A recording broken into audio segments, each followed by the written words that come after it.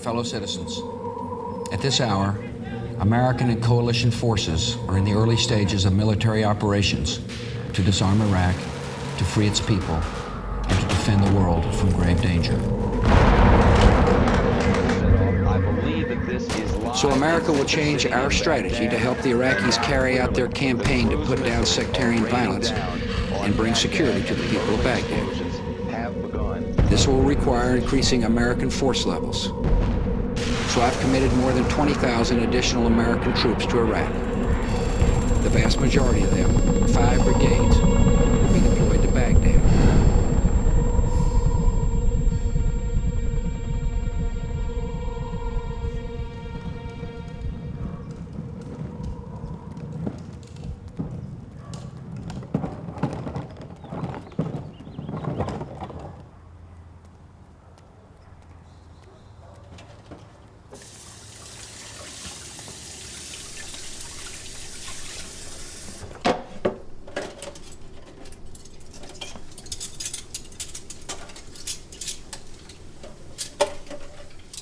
Army, I knew what I was doing with my life. And that had been the dream since I was 5 years old. And I'd gone from that, to ROTC, and then to active duty, and then I did landmine clearance, which really felt like the Army in a lot of ways. And then I was back in Baghdad. Then I went to graduate school, so I knew who I was, and now I don't know who I am anymore. I wanted to forget. I wanted to be somebody else. I wanted to move on. And so I was just trying to make up for lost time. I was so nervous about becoming a statistic, about becoming a veteran. And to me, I guess that meant, being a drug addict, being an alcoholic, being unemployed, needing the VA. I didn't need help. I didn't want help. I didn't see myself as having an addiction, right? I didn't see myself as having a problem with drugs or alcohol. I didn't see myself as being angry. I saw other people as having a problem with not understanding how to live life to the fullest. But that's when 8-ball and a wall became a thing, right? I would snort the 8-ball of cocaine, and then I would try and run through a wall. And that was a fun party trick for me. I don't think you can necessarily point to a time in that where I was like, well, here's how, here's where you're breaking, here's where you lose it. I wanted to know who I was. Or if I couldn't answer that question, I wanted to cease being. I didn't think about it as committing suicide. I thought about it as just ceasing being. One of the guys I deployed with, he was a contractor, but he was a retired special forces guy. He asked me to put off killing myself for a week or two and come climb with him. And I thought, you know what? Yeah, I can wait a couple weeks before re-enlisting or killing myself. I'll go climb with him and see how it goes. So I did, and it changed my life.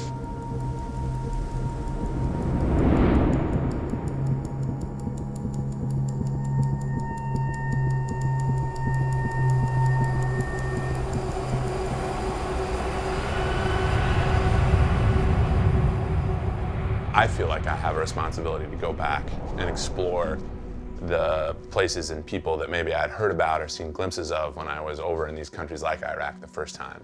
I'd heard about skiing in northern Iraq and Kurdistan. Mount Helgard was the main objective, and as far as I know, nobody has skied up and down it. So when Stacy called me, it was about a month ago, to see if I wanted to go make a ski movie in Iraq, my first reaction was no, because I'd never in a million years dreamed I'd come back to Iraq. I invited friends of mine who I think have really powerful stories and who are doing really amazing things in the world.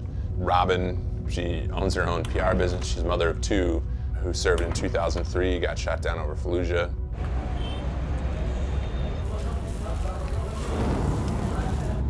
Griff fought in Mosul as part of the United States Army Rangers, and I knew that he would be rock solid for this trip. I'm a pilot, and so I saw this country during my first 2 deployments from about 200 to 300 feet. I almost had no interaction with the people. And then, at the end of our mission, we'd go back to our airfield that was surrounded by a wall. I think everybody's hesitant. They're on alert when they first fly into a country, specifically when it's all over the news and with Islamic terrorists. I really didn't understand the history of the country. I didn't understand the people. I didn't know the difference between Sunni or Shia or Kurd. And so everything about the environment scared me. Kurdistan, America. Kurdistan, America. Because Stacey Bear is one of the funniest people I have ever met. He's even funny looking because he's a giant of a person. I served in Baghdad in 2006 to 2007. I had this idea that if the outdoors was really good for my healing and my health and the other veterans that I served with, that maybe it would be a good idea to come back to all the places that I had been to war or cleaned up after war to climb or ski or mountaineer.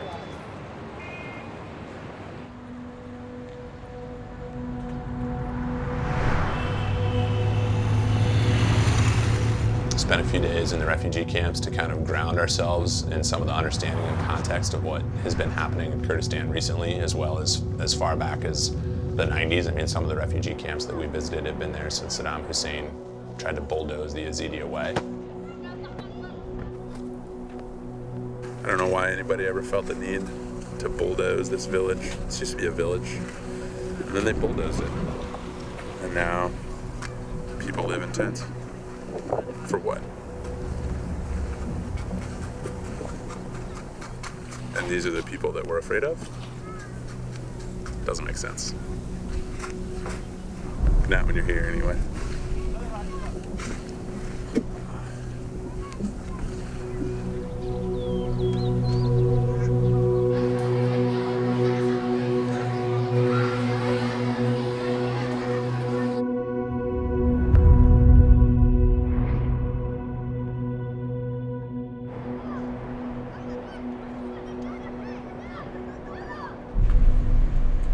We're headed to the mountain. We're headed to Korak Mountain Resort. Get about 200 meters of skiing in. And then this evening we'll head to Shoman, and tomorrow head up.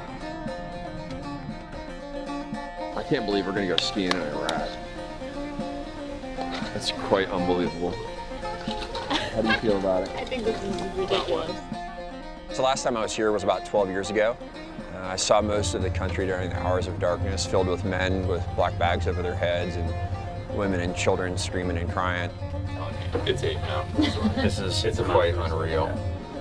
When I think about the Lowe in Iraq, seeing a man buried in a pile of trash and dogs fighting over his neck to eat, to Shane Mahaffey or Brian Freeman or Dan Holland or Nate Vacco or any number of other deaths, those were all pretty low points. I think that's one of the things I've had to come to grips with over the last 10 years is that I may never know why I went to Iraq. I may never know why I got to live and Brian didn't. But the key thing is that at some point I have to start living again. This is so cool!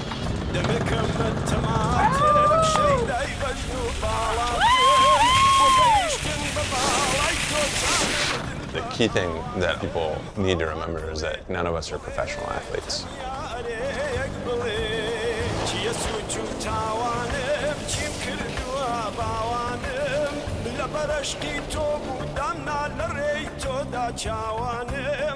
Showed up expecting to see a rope tow or a small two-person chair, and there's one magic carpet with about 60 vertical feet to our left. But luckily, I brought skins. King of the world!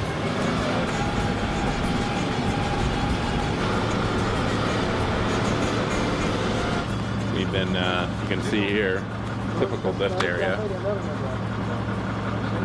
Nobody back home in Utah has this kind of capability or technology.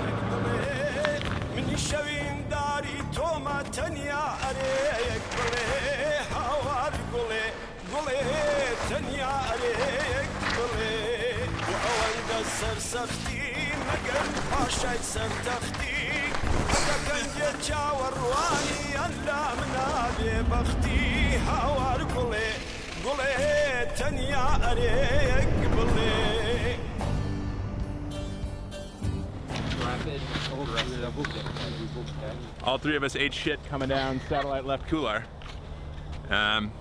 which we are gonna rename that Freeman Couloir for my buddy Brian, who was killed in Iraq about 10 years ago.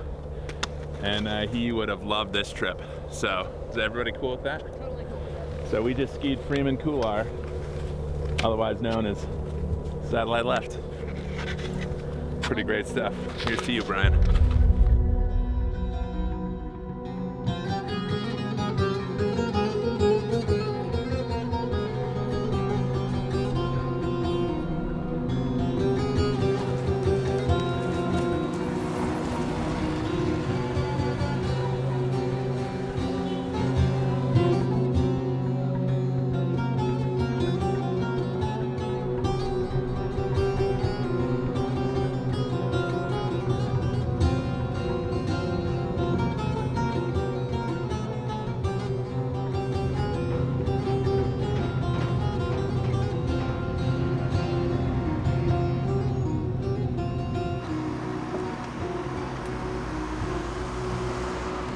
Actually made it to Chaumont. How you feeling? I don't know how I'm feeling right now. We had a pretty epic day on a ski hill, skied a couloir, named it after Freeman, and then we drove up into these epic Iraqi mountains.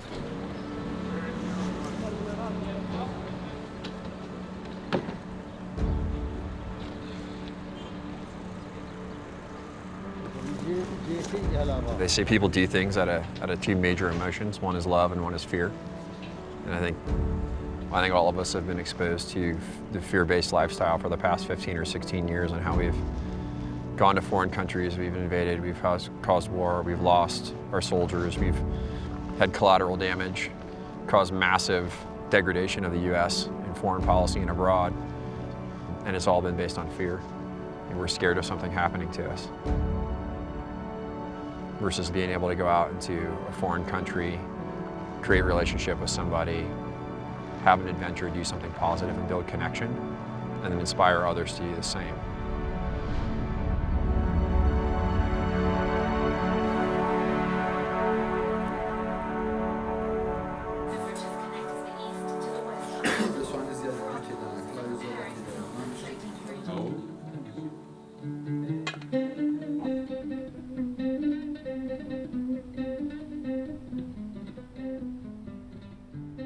My friend Kimberly Hampton was shot down 2 weeks after I was shot down, and she died. And it was probably the darkest moment, because why did Kimberly die and why did I live? Which I still can't answer.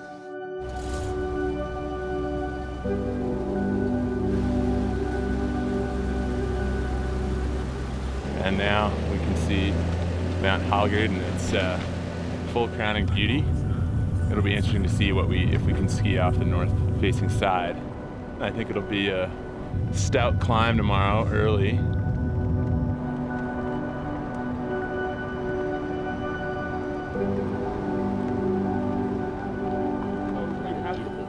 But the thing is, we have to approach it from that side. So like the other side. And that's a long. No. But the village of Sakhan is more to the left. That whole area is landmine, so we can see a road going up, but there's no way we can use it.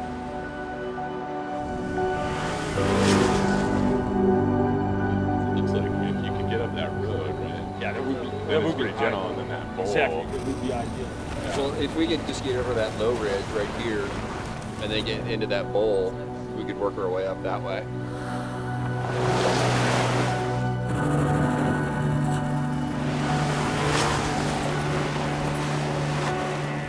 Had a pretty exciting day up the old road, pushing the big Toyotas, and then we've been on trail for about 3.5 hours, threading through minefields. You can see all the really good stuff that we've seen that could be skied, like this really fun wind buff stuff that could probably be really fun corn ski. It's landmine, so you know, you won't get your pass pulled, but you could lose a leg.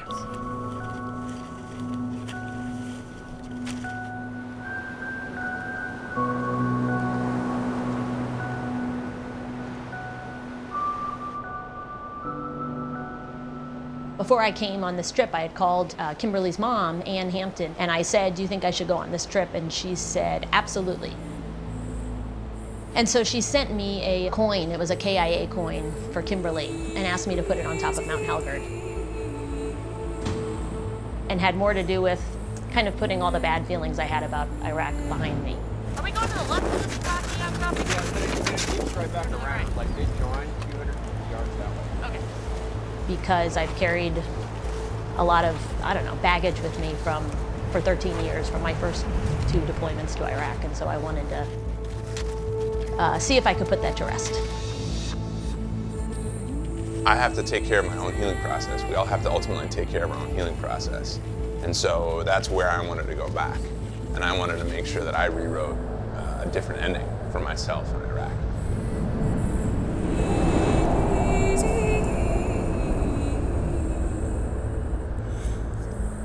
That's where we're gonna put on the crampons and bang up. I mean, we're gonna go through the rock band. Right. And then we need to see, you know, what the best route is. It looks like it's to the right because it's corniced. And then we put our skis on our back, put crampons on, had our ice axes, and then we climbed what I felt was pretty extreme climbing that I had never done before. And it was physically hard, but more than anything, it was scary, because every time I turned around and looked down, it was a long way down.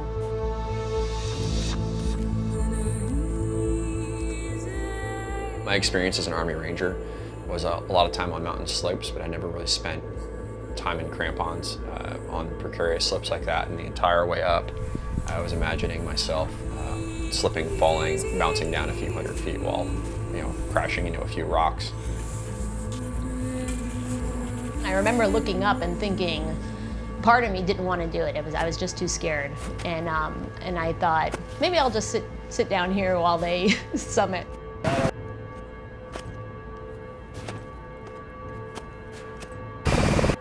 I didn't realize how much weight I was still carrying from Iraq. And getting to the top of that summit ridge, I felt a lot of that weight dissipate.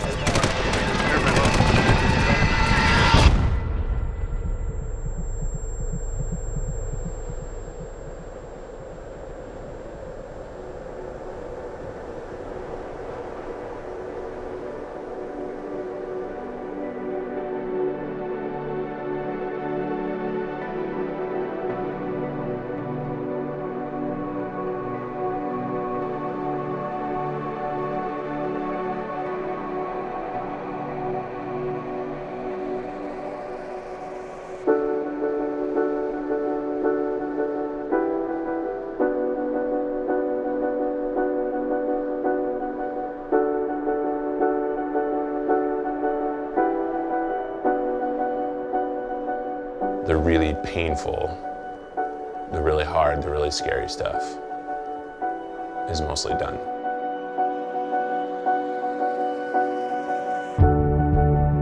There's a quote from René Dumas that says, "You cannot stay on the summit forever. You have to come down again. So why bother in the first place? Just this, what is above knows what is below, but what is below does not know what is above. One climbs, one sees. One descends, one sees no longer, but one has seen. There's an art of conducting oneself in the lower regions by the memory of what one saw higher up. When one can no longer see, one can at least still know." I can't unsee my war, but I'll always know what it was like to be at both probably the highest point in my life, literally and physically, here in Iraq, as well as at one of the lowest points in my life here in Iraq. And I think the only 2 things that are more powerful that I can remember than climbing in Iraq are the birth of my daughter and meeting my wife.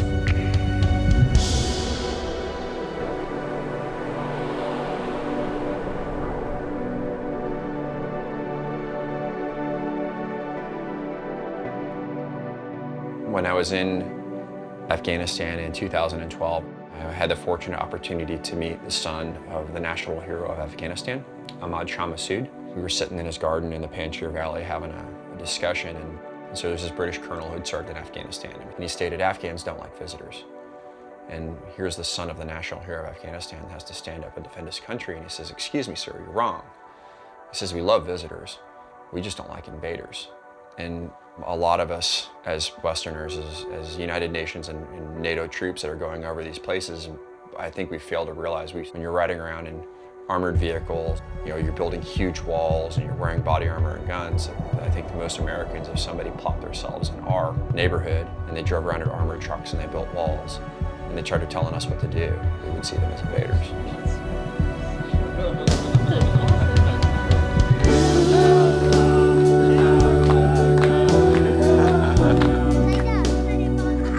So when we see on TV and news a war in Iraq and Mosul, certainly we need to pay attention to that, but we also need to think to ourselves, there's a tremendous amount of beauty that is currently being masked by this war. And more importantly, if we can focus on that beauty, how many wars can we avoid entirely? Because we've also built up these bridges of cultural understanding through, you know, late night dancing in a mountain hut after a long day of chasing pow.